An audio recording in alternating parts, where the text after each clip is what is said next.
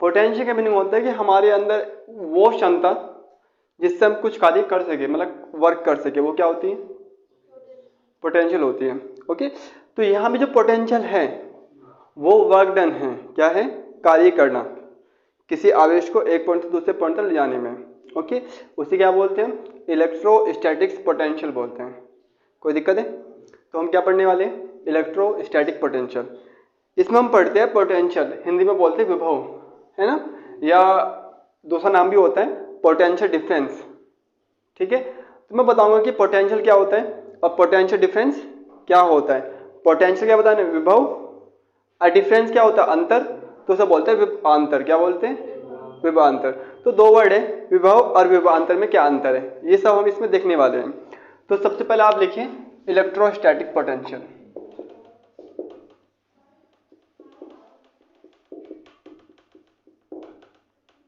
मतलब previous chapter, first chapter, उसमें हमने क्या पढ़ा था?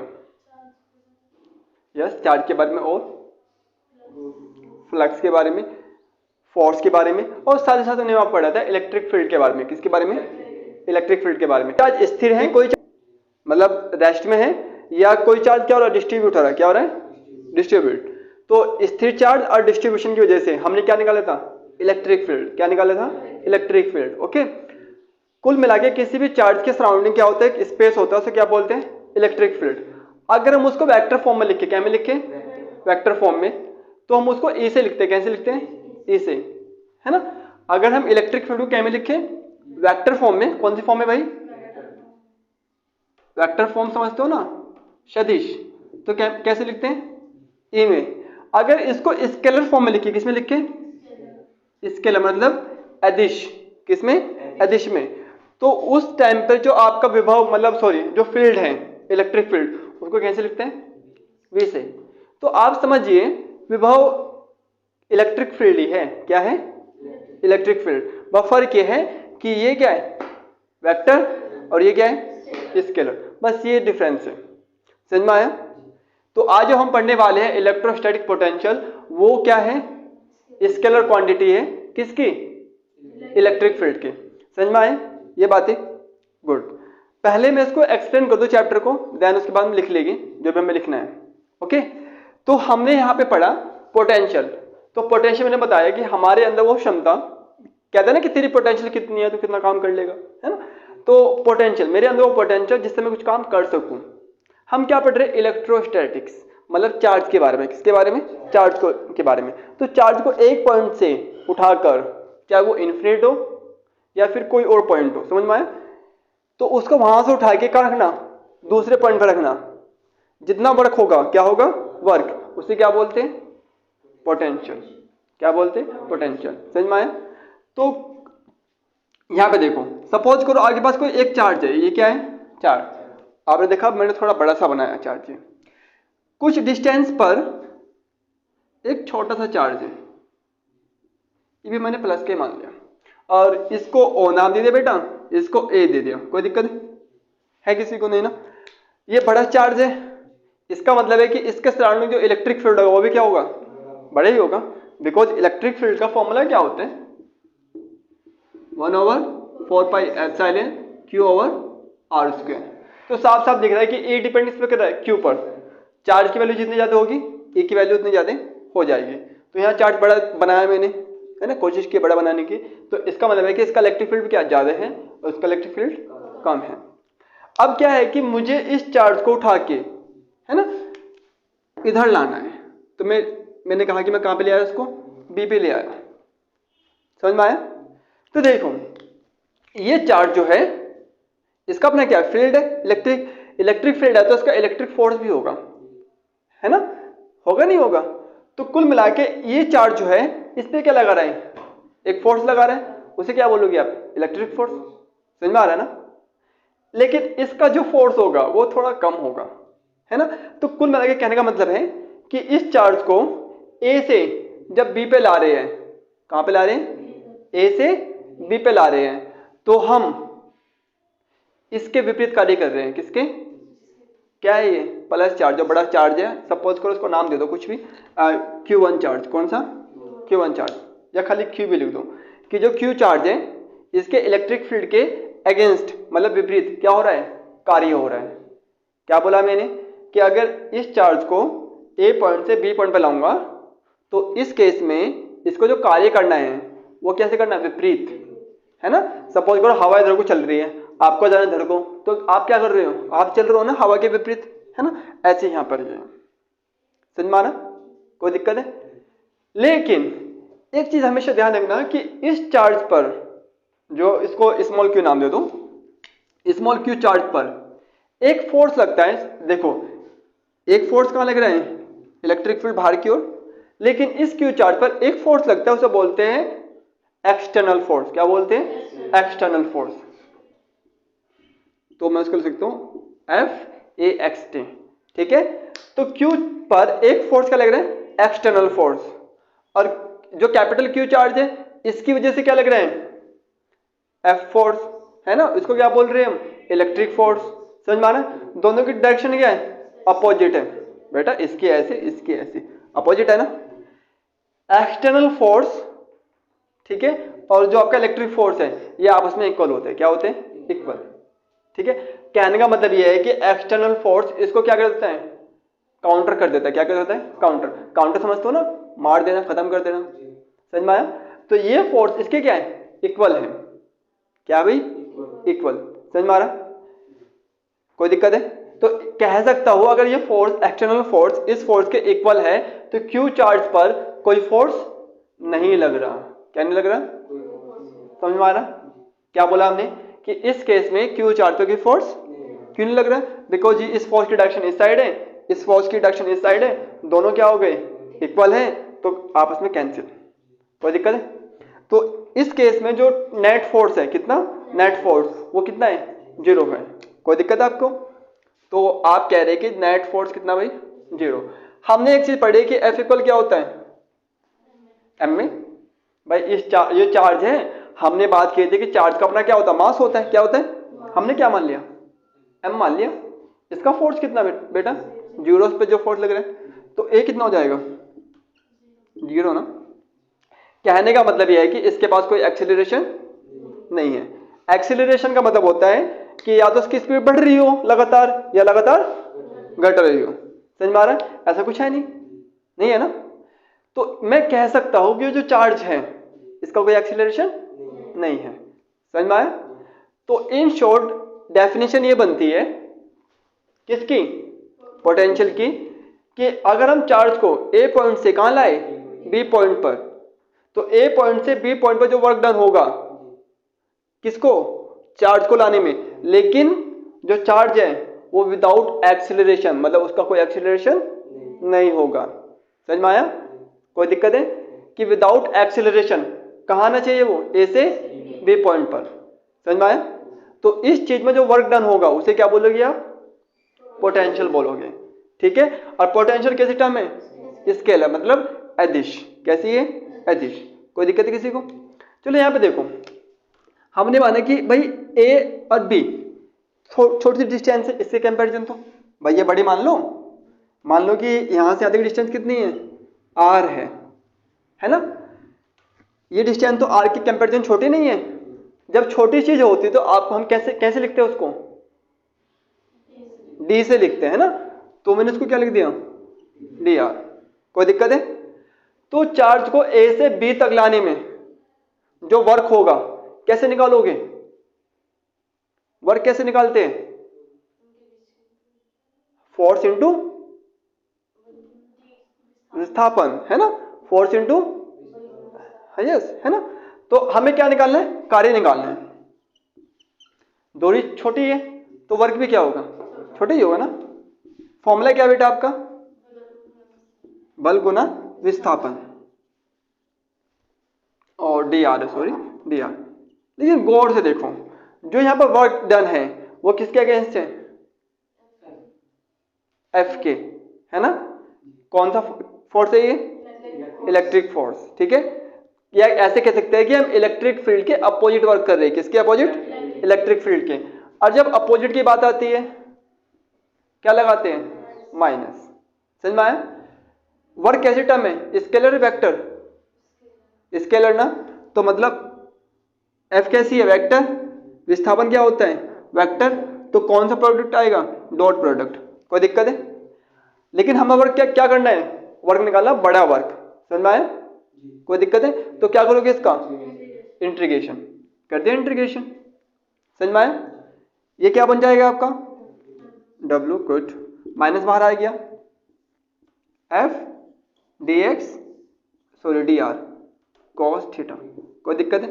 ये हमारा क्या आ गया भाई? फॉर्मूला आ गया। ठीक है, किस चीज के लिए? मतलब कुल मिलाकर कार्य निकालने के लिए, है ना? कार्य कि एक चार्ज को किसी पॉइंट से इलेक्ट्रिक फील्ड के अंदर तक लाने में जो वर्क होगा वो हमारा ये होगा। कोई दिक्कत है किसी को? है? नहीं है ना? अगर मैं इस वर्क को डिवाइड कैसे कर दूं? Q से, तो वो क्या बन जाएगी हमारी? V, मतलब पोटेंशियल। क्या बन जाएगी? पोटेंशियल। बताओ, नहीं है ना? तो कुल मिलाकर अगर मैं पोटेंशियल की बात करता हूँ, किसी बात करता हूँ पोटेंशियल, तो वर्क हमारा हो रहा है इन्फिनिट से। कहां से? कि हम चार्ज को इन्फिनिट से कहां ला रहे हैं? इलेक्ट्रिक फील्ड के अंदर। कहां ला रहे हैं? समझ में आया? अगर मैं बात करता हूँ विभवांतर की, किसकी? इसको बोलते हैं पोटेंशियल डिफरेंस। क्या बोलते हैं? तो इसका मतलब है कि जो चार्ज है वो एक पॉइंट से दूसरे पॉइंट पे आता है, ना कि इन्फिनिट से। समझ में आया? तो अगर इन्फिनिट की बात है तो पोटेंशियल, अगर किसकी बात है? एक पॉइंट से दूसरे पॉइंट की, तो वहां पे क्या आता है? Potential difference. ठीक है, तो आई थिंक ये चीज समझ में आई आपको?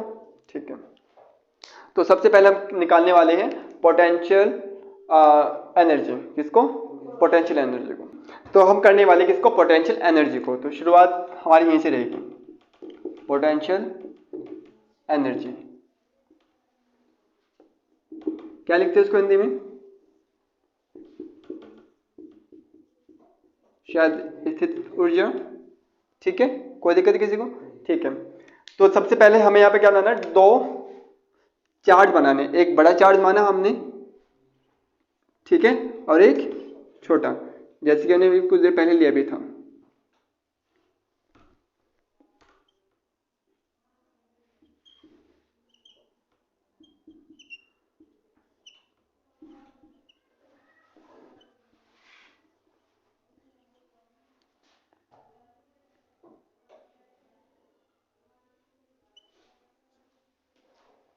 ओके, तो बड़ा सिंपल लिखना है कि हमारे पास क्या दो स्थिर चार्ज है, एक Q और एक स्मॉल q।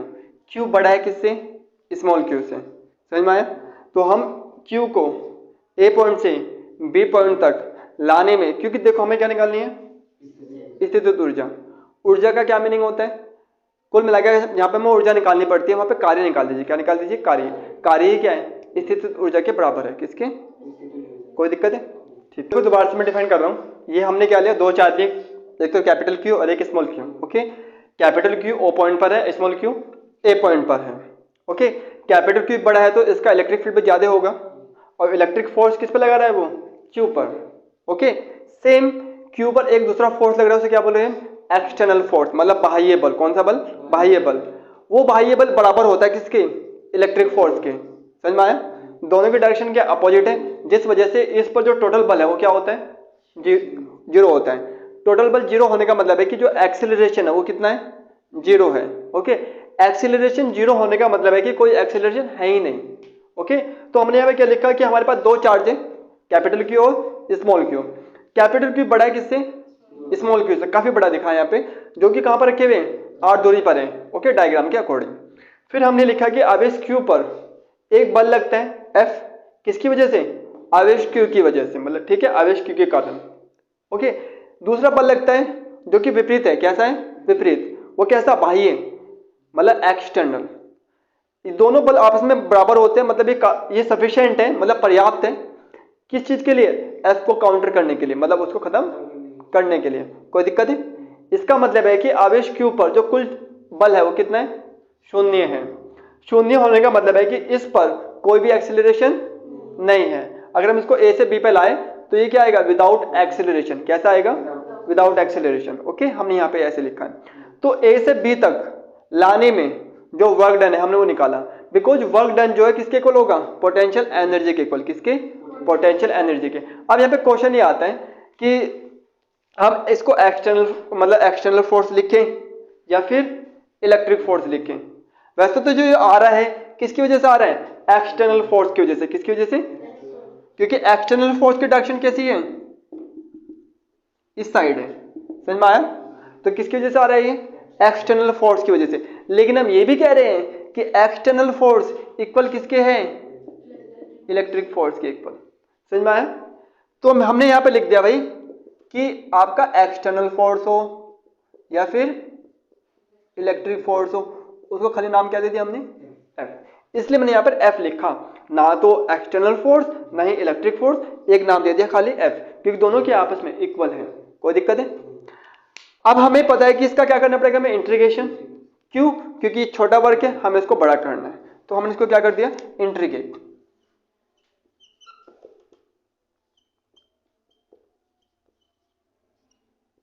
बताओ कोई दिक्कत हो तो किसी को, नहीं है ना। इंटीग्रेशन हम करते हैं तो हमें क्या चाहिए, लिमिट चाहिए। क्या चाहिए, लिमिट। हम वर्क कहां से कहां कर रहे हैं, ए से बी पर, मतलब लिमिट क्या होगी, ए से बी तक की होगी। किसकी होगी भाई, ए से बी तक, मतलब सेंटर से ए तक की डिस्टेंस और सेंटर से बी तक की डिस्टेंस। कोई दिक्कत है। ये क्या डी डब्ल्यू है, तो क्या बन जाएगा डब्ल्यू, जो डी के पीछे वाला खाली उसको लिखना है, समझ में आया। तो डब्ल्यू इक्वल माइनस के ए से बी एफ डी आर। बताओ, या मैं इसको ऐसे भी लिख सकता हूं भाई, ए बी। क्या मतलब है कहने का, कि वर्क डन ए से बी तक का। बताइए कोई दिक्कत है, नहीं ना, ठीक है। तो यही वर्क जो है वो आपका स्टोर होगा किसमें, स्थितिज ऊर्जा के रूप में, समझ में आया। तो हम लिख सकते हैं कि यही कार्य स्थितिज ऊर्जा के रूप में क्या है, संचित। कोई दिक्कत है किसी को। तो कह सकते हैं कि क्या मतलब है इसका, डेल्टा यू मतलब स्मॉल पोटेंशियल एनर्जी, क्योंकि हमें डिफरेंस निकालना पड़ेगा कि ए पे कितना पोटेंशियल था और बी पे कितना पोटेंशियल है, तो इनके बीच का डिफरेंस, समझ में आए। तो उसको कैसे लिखोगे आप, you B minus U A, समझ में आए। और ये किसके इक्वल है, डब्ल्यू ए बी के। कोई दिक्कत है, डब्ल्यू ए बी किसके इक्वल है, minus A to B F D R vector. बताइए कोई दिक्कत हो तो ये आपकी क्या है, पोटेंशियल एनर्जी है, या इसको बोल सकते हैं पोटेंशियल एनर्जी डिफरेंस। क्या बोल सकते हैं, एनर्जी डिफरेंस, समझ में आया। क्योंकि डिफरेंस है, ये क्या है, डिफरेंस, क्योंकि एक पॉइंट से दूसरे पॉइंट के बीच में। अगर बात किसी करें इन्फिनिट के, किसकी, इन्फिनिट की, तो कैसे करोगे, तब इसको पोटेंशियल एनर्जी बोलेंगे। क्या बोलेंगे, पोटेंशियल एनर्जी। जो हमने निकाली है अभी वो क्या है, पोटेंशियल एनर्जी डिफरेंस है। कोई दिक्कत है। अगर इसकी डेफिनेशन कहे आपसे तो कैसे बनेगी, सिंपल सा, कि वो कम से कम, डिफरेंस है ना, ओके, तो वो कम से कम वर्क डन, मतलब वो कम से कम कार्य जो किसी आवेश को ए बिंदु से बी बिंदु तक, है ना, बिना त्वरित किए हुए लाने में किया गया है, ठीक है, वही किसके इक्वल है, डेल्टा यू, मतलब स्थितिज ऊर्जा के इक्वल है। कोई दिक्कत है, पहले उतार लो फिर हम इसको लिख देते हैं। तो वहां तक हमने कर लिया। अब इसके बाद हमने क्या लिखा, आवेश q को पॉइंट ए से बी तक, है ना, विदाउट एक्सेलरेशन का मतलब है बिना त्वरित, मतलब कोई त्वरण है ही नहीं, ओके, किए हुए लाने में किया गया कार्य उसकी वैद्युत स्थितिज ऊर्जा के रूप में यह बराबर होता है, या तो कैसे संचित होता है या फिर बराबर होता है। कोई दिक्कत है। अगर हम उसको कहां से लाए, अनंत से, कहां पर, बी पॉइंट पर, तो कोई मतलब कहने का मतलब है कि जो ए पॉइंट है कहां चला गया, अनंत पे ना, तो लिमिट क्या हो जाएगी, अनंत से बी। कोई दिक्कत है। तो ये था कि आपका पोटेंशियल एनर्जी या इलेक्ट्रिक पोटेंशियल एनर्जी। कोई दिक्कत है। अब हम करने वाले आपका विभव, ओके। तो ये है आपका इलेक्ट्रिक पोटेंशियल, और इसको समझना बड़ा सिंपल सा है। हमने पीछे देखा कि जो वर्क डन है किसी चार्ज को लाने में, वो क्या था आपका, पोटेंशियल थी। हम क्या पढ़ रहे हैं आपका इलेक्ट्रिक पोटेंशियल, वो एनर्जी थी, ये खाली पोटेंशियल है। ठीक है, बड़ा सिंपल सा है कि जो वर्क डन है और जिस चार्ज को ला रही है उसका रेशियो क्या होता है, इलेक्ट्रिक पोटेंशियल। ओके, अगर डेफिनेशन के अकॉर्डिंग होगा, मतलब फॉर्मूला अगर लिखो तो आपका होगा V इक्वल W/Q0। हाँ, Q भी लिख सकते हैं, कोई दिक्कत नहीं है, लेकिन मोस्ट ऑफ बुक में क्या लिखते हैं, Q0। Q0 का मतलब है कि वो दिखा रहा है कि हम इस चार्ज पे काम कर रहे हैं। ओके, तो इस चार्ज को क्या है, ये इलेक्ट्रिक पोटेंशियल, खाली पोटेंशियल है ना, मतलब कहां से ला रहे हैं, अनंत से, है ना, अनंत से इलेक्ट्रिक फील्ड के अंदर तक लाने में जो क्या होगा कार्य, मतलब वर्क डन, वो क्या है आपका इलेक्ट्रिक पोटेंशियल है। कोई दिक्कत है, तो हम इसको लिखते हैं डेफिनेशन, तो कि विभव है क्या, विभव क्या आपका कि किसी आवेश को अनंत से कहां ला रहे हैं, अनंत से कहां पर, विद्युत क्षेत्र के अंदर। कहने का मतलब ये है, सपोज करो यहाँ पे कि आपके पास एक चार्ज है, मतलब आपका फ्रेंड मान लो ये, है ना, और ये कहां पर है, इसका घर O पॉइंट पर घर है, आपका घर कहां पर है, A पॉइंट, जो कि कहां है, अनंत पर। कोई दिक्कत है, तो आपको इसके घर पे आना है, समझ में। तो सपोज करो इसका घर का ये क्या है, आंगन मान लो, एरिया मान लो, ठीक है। तो इस एरिया के अंदर किसी भी पॉइंट पर आने में जितना वर्क आपका लगा, क्या लगा, वर्क, समझ में आया, उसे क्या बोलोगे आप, वैद्युत विभव या इलेक्ट्रिक पोटेंशियल। कोई दिक्कत है, तो वही हमने यहाँ पे लिखा है। फॉर्मूला क्या बना आपका, V इक्वल W/Q या Q0। कोई दिक्कत है यहाँ तक, ठीक है। तो अब हम पढ़ने वाले क्या, इलेक्ट्रिक पोटेंशियल डिफरेंस। ओके, इसे बोलते हैं वैद्युत विभवांतर। ओके, यहाँ पे देखो वैद्युत विभवांतर हम पढ़ रहे हैं, तो बड़ा सिंपल सा है, जो डेफिनेशन इसकी थी वही डेफिनेशन इसकी है। ओके, तो क्या लिखा हमने कि किसी परीक्षण आवेश, यहाँ पे मैंने इसको लिख नहीं पाया परीक्षण आवेश, आप चाहो तो ऐड कर सकते हो। ओके, जैसे यहाँ पे देखा ना किसी, तो यहाँ क्या लिख दो, परीक्षण आवेश Q0 को वैद्युत क्षेत्र के भीतर पॉइंट A से B तक लाने में किया गया कार्य को क्या बोलते हैं, विभवांतर। ओके, तो हमने बड़ा सिंपल सा लिखा है कि A से B पे लाए हैं, तो A का विभवांतर और B का विभवांतर, उनको क्या कर दिया, माइनस। तो हमने VB पहले लिखा और VA बाद में लिखा। पता है ऐसा क्यों हुआ, बिल्कुल जो कार्य निकालता पीछे देखा था क्या में आया था, माइनस में आया था, क्या आया था, माइनस में। लिखना तो उसको ऐसे ऐसे चाहिए था शायद, है ना, तो कार्य क्या में आएगा, यहाँ पे माइनस में आएगा, तो हमने माइनस से क्या कर दिया, आप डिवाइड कर, सॉरी डिवाइड मान लो, मल्टीप्लाई मान लो, कुछ ही मान लो, जो माइनस था वो क्या बन गया, प्लस, और जो प्लस था माइनस बन जाता है। ठीक है, या फिर ऐसी समझो कि हमें सबसे पहले क्या लिखना है, VB को और फिर VA को, मतलब जहां पे ला रहे हो वो पहले और जहां से ला रहे हो उसको बाद में। तो ला कहां पर रहे हो, B पर, तो VB minus VA equal W/Q0। आप चाहो तो यहाँ पर एक चीज ऐड कर लेना, रह गई वो, कि जो वर्क डन है वो किसके अगेंस्ट होता है, इलेक्ट्रिक फील्ड के, किसके, भाई यहाँ पे लिखा था ना कि वैद्युत क्षेत्र के विपरीत। कोई दिक्कत है, तो वर्क डन जो होगा क्या होगा, वैद्युत क्षेत्र के विपरीत होगा। बताइए यहाँ तक, नहीं ना, है दिक्कत किसी को। अब हमारे पास एक नया वर्ड आया क्या, V। फॉर्मूला हमारे पास क्या है इसका, W/Q या Q0, कुछ भी बोल लो, मतलब W/ आवेश, W/चार्ज, ऐसे हम बोल सकते हैं। ठीक है, तो हम इसका क्या निकालना पड़ेगा, यूनिट और डायमेंशन, मतलब मात्रक और विमा। तो मात्रक लिखते हैं, विमा लिखते हैं।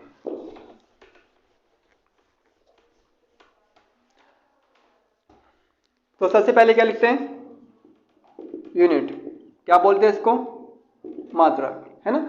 वैसे तुम इसको वोल्ट बोलते हैं, क्या बोलते हैं भाई, पोटेंशियल को वोल्ट में हम नापते हैं। ठीक है, तो वोल्ट, भाई फॉर्मूला क्या था आपका, W/Q, है ना, तो V के लिए तो वोल्ट, W के लिए जूल, है ना, और Q के लिए कूलाम। तो हम कह सकते हैं कि वोल्ट इक्वल जूल पर कूलाम। बताइए अब हमें क्या निकालनी है, डायमेंशन, मतलब विमा। ओके, तो विमा किसकी निकालनी है, वोल्ट की निकालनी है, मतलब V की निकालनी है। तो W की विमा आपको पता ही होनी चाहिए, क्या होती है ml² t-2, इसकी क्या होती है AT। ओके, सोल्व करो तो T कहाँ जाएगा ऊपर, A भी कहाँ जाएगा ऊपर, तो ml² t-3 A-1, because T ऊपर क्या में गया माइनस में गया, अब पहले से 2 माइनस में है तो कितना हो जाएगा माइनस के 3, तो ये आपकी डायमेंशन और यूनिट हो गई। ठीक है, तो आपने एक वर्ड सुना होगा कंजर्वेटिव और नॉन कंजर्वेटिव, इसको बोलते हैं संरक्षित और असंरक्षित। ओके, नहीं पढ़ा? ओके, तो एक संरक्षित और एक असंरक्षित। संरक्षित क्या होता है, जो सुरक्षित रहे। ओके, और कुछ फिजिक्स की टर्म में क्या बोलते हैं उसको,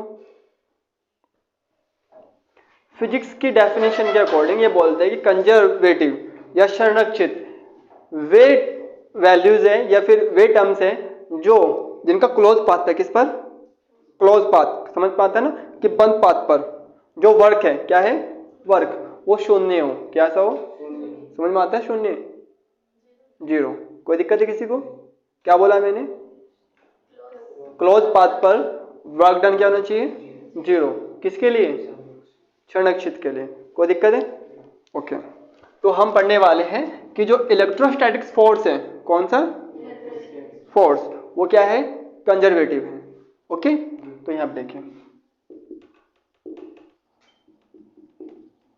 इलेक्ट्रोस्टैटिक फोर्स आर कंजर्वेटिव। तो हम जो पढ़ने वाले क्या, इलेक्ट्रोस्टैटिक फोर्स जो है कंजर्वेटिव होते हैं। ओके, मतलब संरक्षित होते हैं।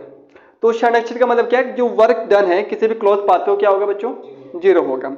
अभी हमने रिसेंटली फॉर्मूला पढ़ा है कि भाई V इक्वल क्या होता है W/Q। ये तो विभव है, क्या है विभव।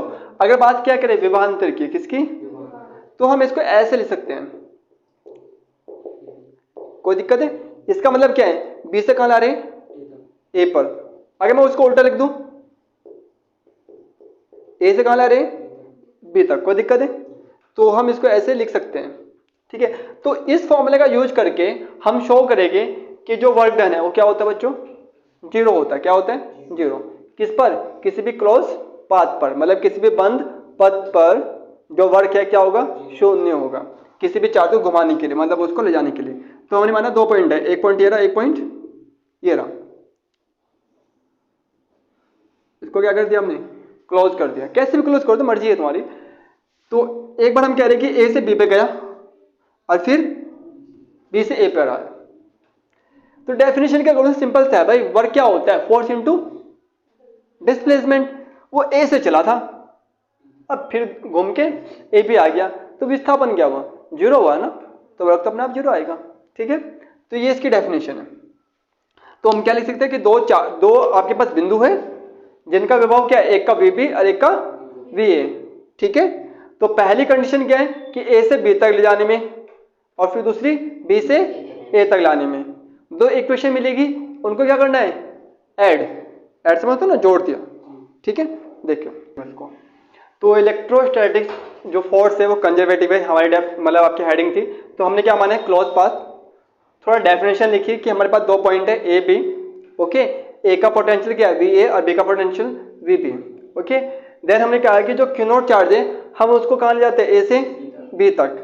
तो उसके लिए फॉर्मूला ये रहा, अकॉर्डिंग टू पोटेंशियल डिफरेंस, है ना, आंतर के अकॉर्डिंग हमने फॉर्मूला लगा दिया।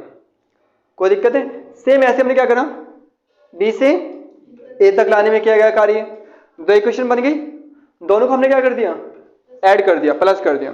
तो प्लस करने के बाद VB से VB और VA से VA कैंसिल, यहाँ क्या बचा, जीरो। Q0 क्या आ गया हमारा बाहर। ये क्या था, कार्य A से B, कार्य B से A, मतलब टोटल कार्य किसके अंदर, क्लोज पाथ के अंदर। तो हमने लिख दिया क्लोज पाथ में किया गया कार्य क्या, संरक्षित है, सॉरी मतलब जो फोर्स है वो संरक्षित है। क्यों, क्योंकि कार्य क्या आ रहा है, शून्य आ रहा है। अब यहां तक बात खत्म नहीं होती इसकी, हमने शुरुआत में पढ़ा था, जब हमने स्टार्टिंग किया था इसका, तो हमने पढ़ा था भाई कि W इक्वल है ना F dr, पढ़ा था ये। तो अभी कार्य क्या आ रहा है आपका, जीरो आ रहा नहीं आ रहा? ठीक है, तो हम लिख सकते हैं भाई, अगर कार्य यहाँ पे जीरो रख दें तो जो आपका एफ है फोर्स, उसका क्या होगा, आर क्या है, दूरी, मतलब उसको रेखा बोल सकते हैं। क्या बोल सकते हैं, रेखा। तो इसका रेखीय समाकलन क्या बच्चों, रेखीय समाकलन किसमें, क्लोज पाथ में या पथ में, समझ में आया कि क्लोज पथ में या पाथ में क्या होगा, जीरो होगा। ठीक है, तो हमें ये चीज लिखनी पड़ेगी।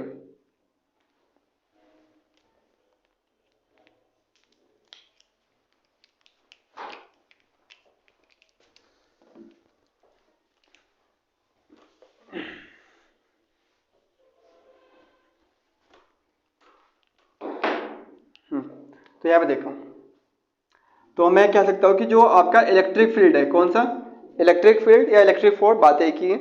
ओके, क्योंकि आपको पता है एफ इक्वल क्या होता है, सॉरी ई क्यू, बताओ कोई दिक्कत तो नहीं है ना भाई, एफ इक्वल ई क्यू। हमने फॉर्मूला क्या पढ़ा था बच्चों, F D are equal W, मैंने शॉर्ट में लिखा, माइनस भी यहाँ पता क्या था, माइनस भी था।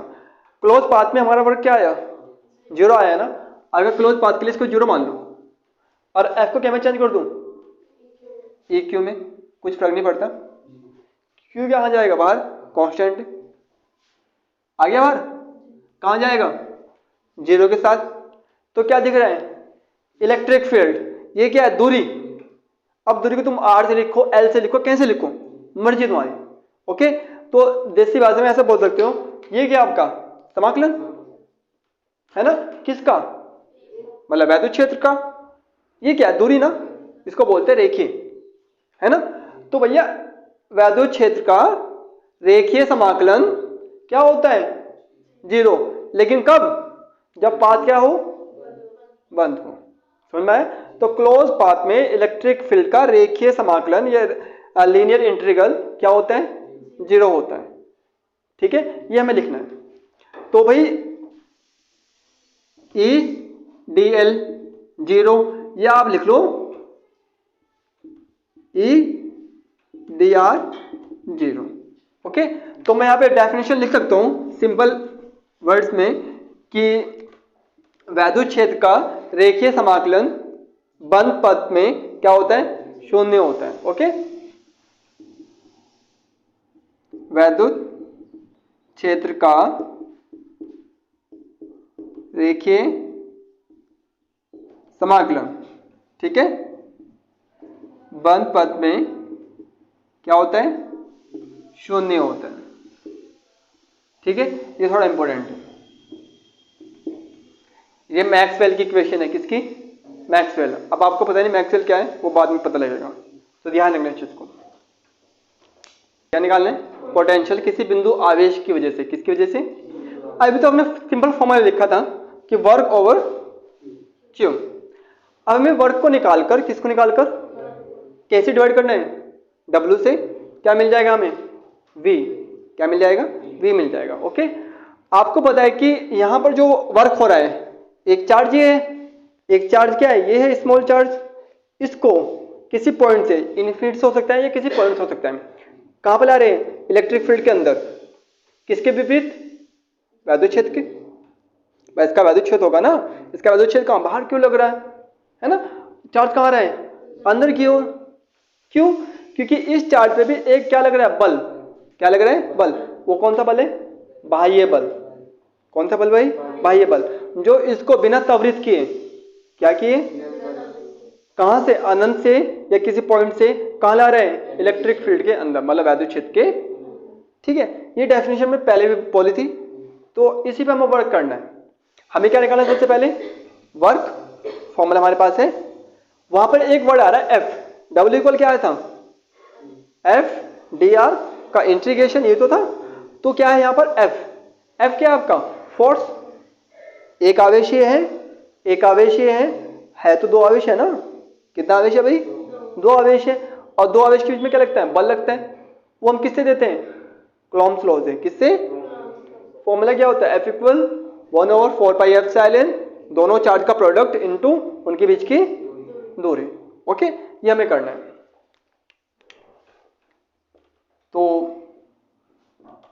किसी बिंदु आवेश के कारण वैद्युत विभव।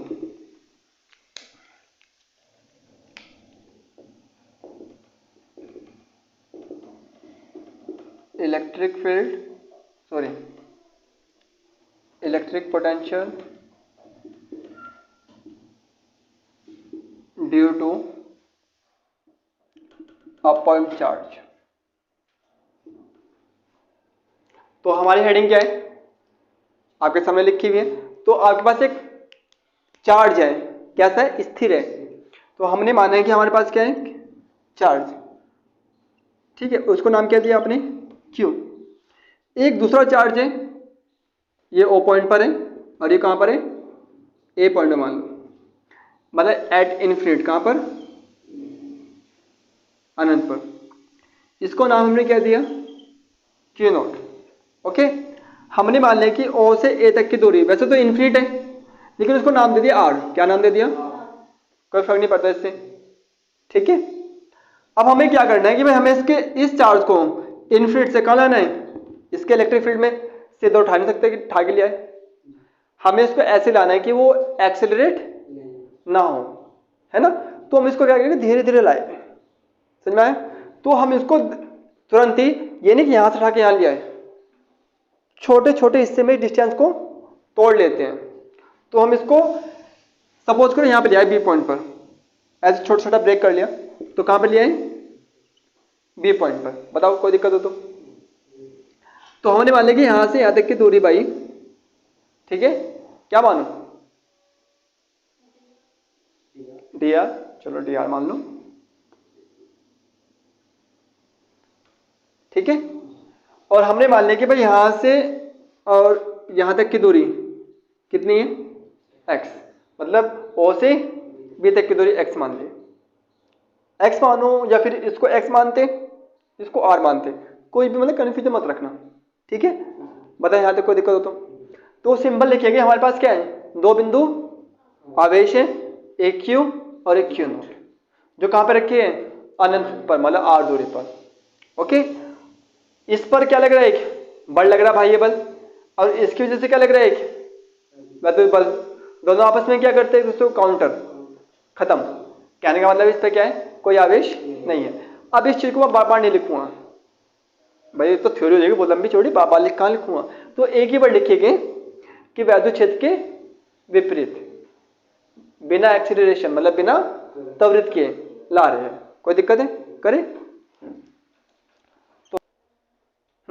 तो हमें क्या निकालना है, बिंदु आवेश के कारण क्या निकालना है, वैद्युत विभव। बिंदु आवेश का मतलब है कि हमने O पॉइंट पे क्या माना, एक आवेश माना जो स्थिर है, क्या है, स्थिर। अब हमने इन्फिनिट पर कोई दूसरा आवेश माना Q0, जिसको कहाँ लाना है, इलेक्ट्रिक फील्ड के अपोजिट, मतलब विपरीत, समझ में आया। किसी पॉइंट पर तो हम डायरेक्ट तो नहीं ला सकते, तो हम क्या करेंगे, हम उसको एक स्मॉल पार्ट में तोड़ लेंगे। तो हमने कहाँ से लाया, इसको B तक लाए, कहाँ से लाए, B तक। और वो डिस्टेंस हमने क्या मान ली, dr, मतलब हमने माना कि शुरुआत में जो A पॉइंट है वो कहाँ पर है, R डिस्टेंस पे, जहां पर R क्या है, इन्फिनिट के इक्वल है, किसके इक्वल है, इन्फिनिट के इक्वल है। तो हमने ये लिखा कि हमारे पास एक पॉइंट, मतलब PT पॉइंट, आवेश है कौन सा, Q0, और दूसरा Q0, जो कहां पर है, R0, मतलब R डिस्टेंस पर है, R क्या है, इन्फिनिट के इक्वल है। कोई दिक्कत है यहां तक। इस आवेश का अपना क्या होगा, इलेक्ट्रिक फील्ड होगा, समझ में आया। तो इलेक्ट्रिक फील्ड की वजह से इस पर इलेक्ट्रिक फोर्स भी लगाएगा, किस पर, Q0 पर।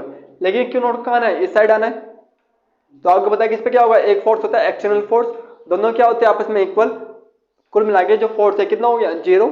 जीरो फोर्स होने का मतलब है कि एक्सीलरेशन है नहीं, एक्सीलरेशन नहीं है। तो हमने यहाँ पे लिखा कि आवेश Q0 को वैद्युत क्षेत्र के विपरीत, किसके विपरीत, कहां पे लाए, B पॉइंट पर, ठीक है, B पॉइंट तक बिना त्वरित, मतलब इसमें कोई एक्सीलरेशन नहीं है।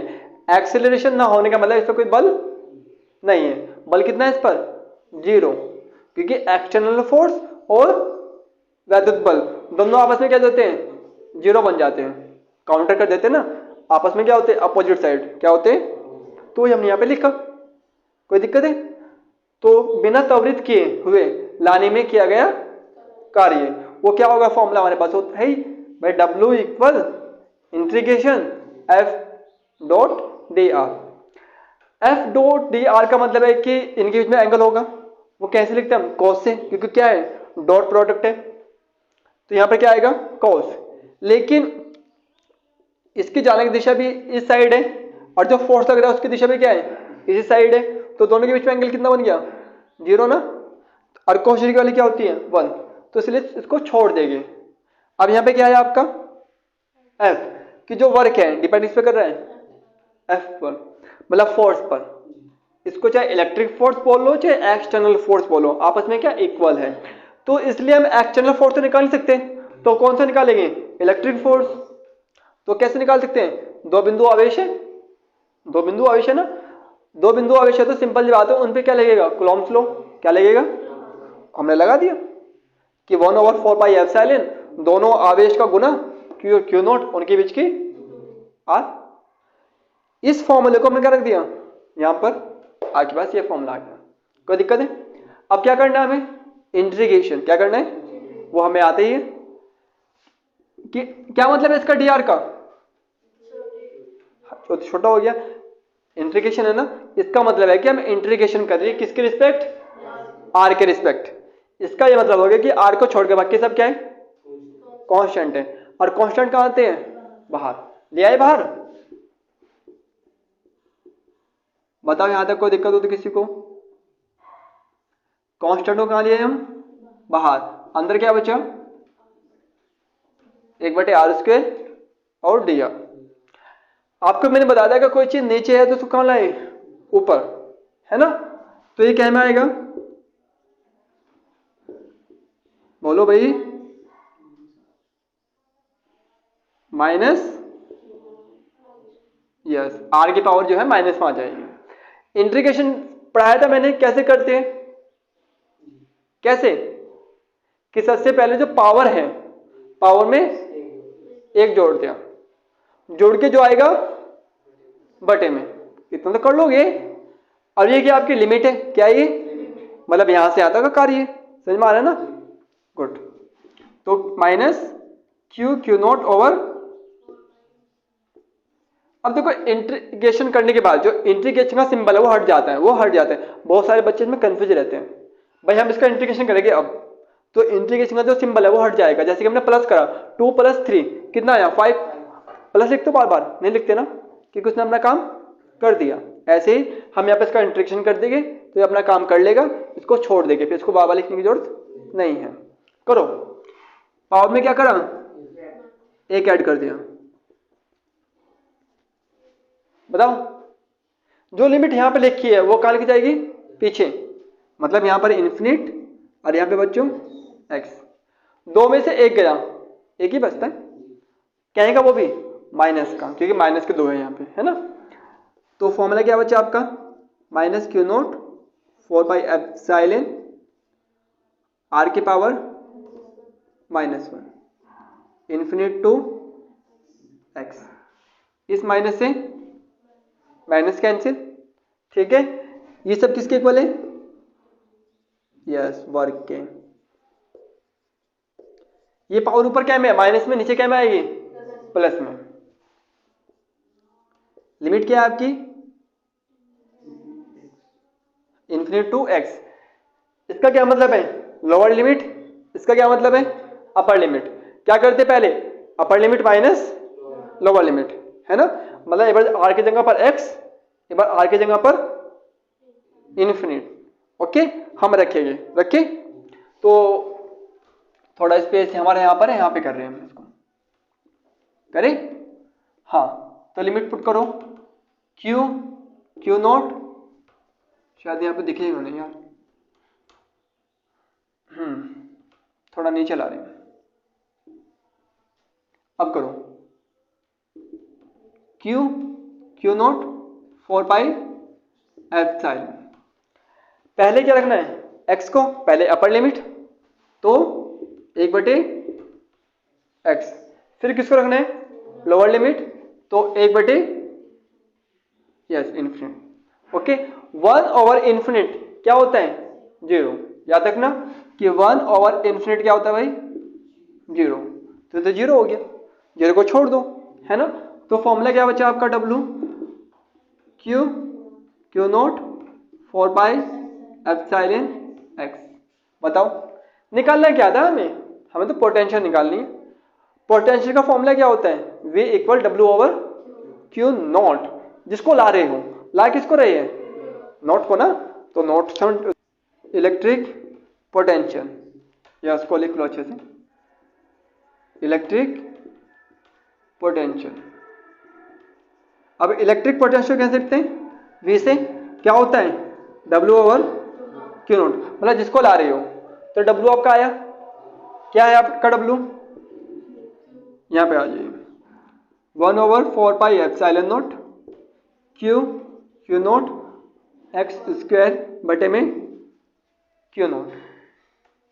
ये वाला Q नॉट से कैंसिल, क्या बचा भाई?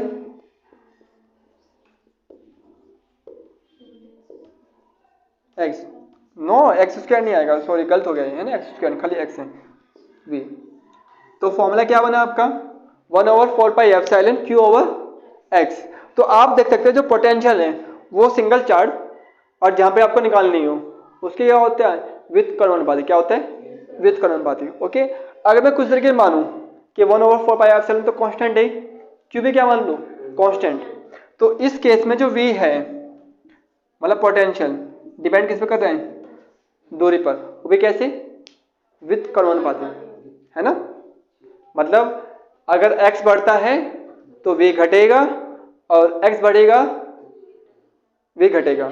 ठीक है, ये घटता है तो ये बढ़ता है, मतलब अपोजिट। समझ में आया? अगर हमारा x क्या हो जाए? इन्फिनिट हो जाए, मतलब अनंत हो जाए, है ना। तो अगर यहाँ पर अनंत रखोगे, आपको पता है कि अनंत से किसी चीज को भाग दो, क्या आएगा? 0 ना। तो अनंत पर पोटेंशियल क्या हो जाएगी? 0। ध्यान रखना। ओके, अगर हम जो ग्राफ खींचे, क्या खींचे? ग्राफ। सपोज करो v है क्या भाई, और ये क्या आपका x। ओके, तो ग्राफ इसका कुछ ऐसे जाएगा। ओके, उतारो।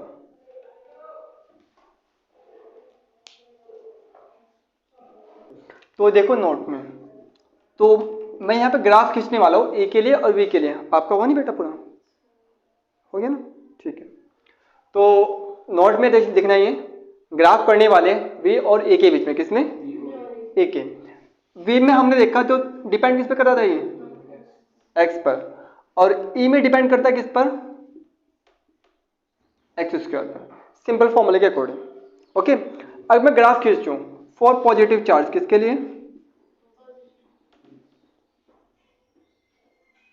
कोई फर्क नहीं है, पॉजिटिव नेगेटिव पर फर्क यह है कि पॉजिटिव में ऊपर की और नेगेटिव में नीचे की ओर, बस इतना फर्क रहेगा और कुछ नहीं। तो ये मान लीजिए हमारा ये v को भी दिखाएगा और किसको दिखाएगा? a को भी। अगर a की बात करूं तो a, v की बात करूंगा तो v। ये क्या आपका x। ओके, अब यहां पर नंबरिंग कर लो। क्या कर लो? नंबरिंग कि 2 4 6 8, केवल समझाने के लिए, अदरवाइज कोई मतलब नहीं इसका। 12 14, ऐसे यहाँ पे कर लो कुछ भी। 50 100 150 200 और 250, ऐसे 300। ओके, अगर मैं कहूँ जी x कितना है आपका? 2, तो v के लिए तो x 2 ही रहेगा, लेकिन a के लिए x² है ना a के लिए, तो क्या बन जाएगा? 4। समझ में आ रहा? मतलब x के लिए, मतलब v के लिए तो x 2 ही रहेगा, लेकिन e के लिए x की वैल्यू क्या बन जाएगी? अपने आप 4 बन जाएगी, क्योंकि स्क्वायर हो रही है। क्या हो रही है? स्क्वायर। ओके, यहां पर क्या आने का मतलब नीचे आ रहा है ना अपॉन में। क्या मतलब है इसका? अगर ये बढ़ता है तो ये घटता है। समझ में आया? अगर इसकी वैल्यू कम है तो इसकी वैल्यू क्या होगी? ज्यादा होगी। ये तो मतलब है, या कुछ और होगा? नहीं ना। ठीक है, तो मैं ग्राफ खींच रहा हूं। वे और ए के बीच में। तो मानो कि ये ग्राफ वी का है, किसका है, ऐसे मान लिया रैंडमली, ठीक है। और हाँ, कभी आपने गौर दिया है कि हमने इसको मतलब मिला के क्यों नहीं चलते, पता है इस चीज का? उस मतलब कुल मिला के हम ग्राफ ऐसे तो खींच सकते हैं, ऐसे मिला के, ऐसे क्यों नहीं खींचते, पता है? नहीं पता, ओके। तो ये क्या आपका जीरो। अगर किसी चीज को जीरो से डिवाइड करोगे क्या आएगा, इन्फिनिट आता है ना, क्या आता है, इन्फिनिट। तो इन्फिनिट किसके लिए, वी की वैल्यू या फिर ए की वैल्यू क्या बनेगी, इन्फिनिट। और इन्फिनिट कहाँ होता है, पता नहीं कहाँ होगा, तो इसलिए हम इसको मिला के नहीं चलते, समझ में आया, ऐसे खींचते हैं। अगर ये कहाँ पर जाए, इन्फिनिट पर, तो वैल्यू क्या बन जाएगी, जीरो। अब इन्फिनिट पता नहीं कहाँ पर है, इसलिए कहाँ की ओर जा रहा है ये, अनंत से जीरो की ओर। किसकी ओर, अनंत से जीरो की ओर। कोई दिक्कत है? तो हमने वे का ग्राफ ये माना, ठीक है भाई। तो ए का ग्राफ कैसे आएगा, तो आपने देखा कि 2 पर वे की वैल्यू ये मान लो, ठीक है। लेकिन अगर x 2 है तो x स्क्वायर क्या होगा, 4। तो ए का जो ग्राफ है वो थोड़ा आगे से स्टार्ट होगा। कहां से स्टार्ट होगा, आगे से, समझ में आया? और जैसे मैं आगे की ओर बढ़ता रहूंगा, कहां की बढ़ता रहूंगा, आगे की ओर, ये तो स्क्वायर हो रहा है, तो वैल्यू क्या होती रहेगी, बहुत ज्यादा बढ़ती रहेगी। सपोज करो अगर मैंने 100 ले ली, क्या ले ली, 100, तो इसके लिए अपने आप क्या बन जाएगी, हाँ है ना, 10,000 बन गई, नहीं बन गई, इसके लिए 100, इसके लिए 10,000, समझ में आया? तो अगर मैं वी का ग्राफ यहां से मान रहा हूं 2 से, तो ए का ग्राफ कहां से स्टार्ट होगा, 4 से, समझ में आया? इसके लिए वैल्यू तो बहुत धीरे से बढ़ रही है, इसके लिए वैल्यू बहुत तेजी से बढ़ रही है, तो इसका ग्राफ ऐसे जाएगा। तो ये तो ए को दिखा रहा है और ये वी को दिखा रहा है। कोई दिक्कत है किसी को, नहीं है ना? अगर मैं कहूं निगेटिव के लिए, किसके लिए बच्चों, निगेटिव के लिए, तो कोई फर्क नहीं पड़ता कि जो एक्सिस है वो पलट जाएगी, मतलब ग्राफ ऐसा हो जाएगा। ये आपका क्या होगा, वी या ई, ये आपका एक्स या आर जो भी मानना है, ठीक है।